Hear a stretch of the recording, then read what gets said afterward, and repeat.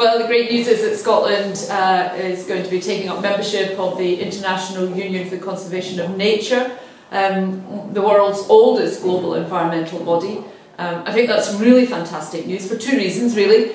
First, that we will be able to become a partner and share all of the knowledge and experience of other countries in this particular area. But there may be things that we too can share with them. Biodiversity, climate change, these are enormous challenges for the world today. So to be able to be partners with other countries in facing those challenges is incredibly important. It's about learning and it's about helping others to learn from us as well. David Attenborough famously said around about 6 months ago that we really need to pull together as a global community to face up to some of the challenges we're facing. Climate change, of course, is a huge one, but also the biodiversity crisis around the world. So it's fantastic that the Scottish Government have decided to join the IUCN. We're very excited.